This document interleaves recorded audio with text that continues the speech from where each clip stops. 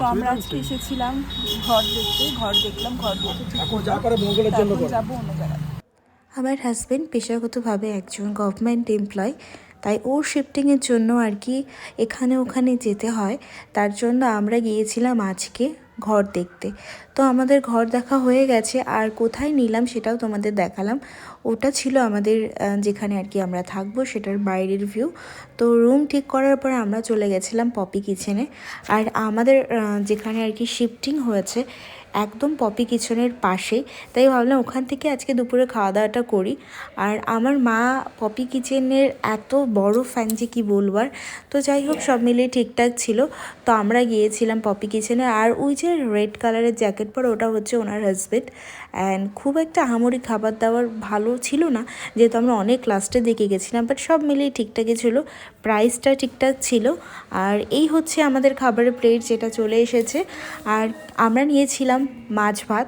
আর কি কি দিয়েছে তোমাদের শেয়ার করি। এখানে আছে সাদা ভাত, তার সাথে লেবু, চাটনি, আর আছে ফুলকপি আলুর তরকারি, আর তার সাথে আছে ডাল আর একটা ভাজা, আর তার সাথে ছিল কাতলা মাছ। আর এখানের আর কি মাছ ভাতের প্লেট 80 টাকা, আর ডিম ভাত 70 টাকা। সবজি ভাতটা ঠিক বলতে পারবো না, কারণ আমরা জিজ্ঞাসা করিনি, বাট সব মিলিয়ে ঠিকঠাকই ছিল। তো খাওয়া দাওয়া করতে না করতেই দেখি যিনি আর কি রেস্টুরেন্টের মালিক, মানে পপি কিচেন যার, তিনি চলে এসেছে। আমার কোথাও না কোথাও একটুখানি মনে হচ্ছিল যে না, ওনার সাথে গিয়ে কথা বলি, বাট ফাইনালি অবশেষে খাওয়া দাওয়ার পর ওনার সাথে কথা বললাম।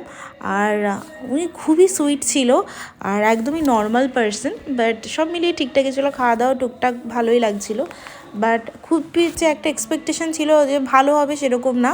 আর এই যে দেখো, ওনারাও আর কি সেদিনকারা খেয়েছিল ওনাদেরই রেস্টুরেন্টে।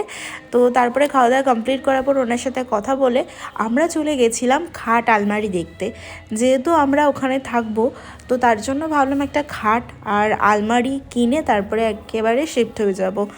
আর এই জন্যই আর কি খাওয়া দাওয়া কমপ্লিট করে চলে গেছিলাম খাট দেখতে।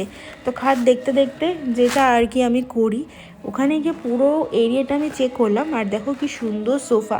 আর আমার সব থেকে বেশি ভালো লেগেছিলো ওখানে বক্স খাটের কালেকশন।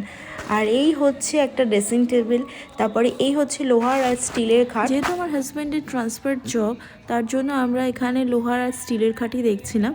তো আমরা ডিসাইড লাস্ট পর্যন্ত করেছিলাম একটা লোহার খাট, অ্যান্ড তার সাথে একটা ওয়ার্ড্রপ দেখে গেছি। আর নেক্সট যেদিন আসবো সেদিন ওয়ার্ড্রপটা নিয়ে তারপরে যাব বাড়িতে। তো এই হচ্ছে আমাদের আজকের পুরো ভিডিওটা। তো তোমাদের আজকের এই ছোট্ট ব্লগটা কেমন লাগলো আমাকে কিন্তু নিশ্চয়ই কমেন্টে জানাবে। তো খাট আলমারি দেখার পরে আমরা গেছিলাম মুদির দোকানে।